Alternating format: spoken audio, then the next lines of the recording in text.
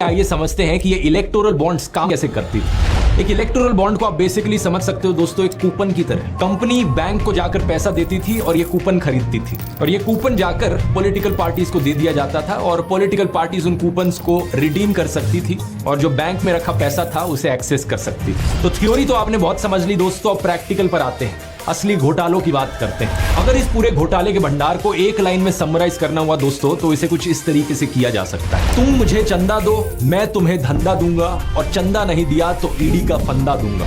इन सभी घोटालों में 3 एंटिटीज इन्वॉल्व है।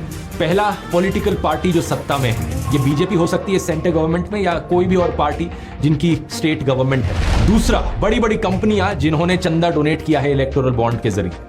और तीसरा, आम जनता यानी पब्लिक। इन तीनों के नीचे एक बक्सा रख देते हैं। पॉलिटिकल पार्टी के नीचे जो बक्सा रखा है वो चंदे का डिब्बा है, कंपनी के नीचे जो डब्बा है वो कंपनी के पैसे का डब्बा है और तीसरा, पब्लिक के नीचे जो डब्बा है वो सरकारी पैसे यानी जनता के पैसे का डब्बा है। अब सोचो, अगर सरकार जनता के डब्बे से पैसे निकालकर कंपनी के डब्बे में डाल दे और रिटर्न में कंपनी अपने डब्बे से पैसे निकालकर पार्टी के डब्बे में डाल दे इलेक्टोरल बॉन्ड्स के जरिए, क्या आप इसे एक स्कैम कहोगे या नहीं कहोगे? ऑब्वियसली एक घोटाला है। हरियाणा में एक कहानी सुनाई जाती है ज्ञानी चोर की, जो अमीरों से पैसे लूटता है और गरीबों में बांटता है। लेकिन ये जो इलेक्टोरल बॉन्ड का घोटालों का भंडार है, यहाँ पर गरीब लोगों से, आम जनता से पैसे लूटे जा रहे हैं और अमीरों को दिए जा रहे हैं।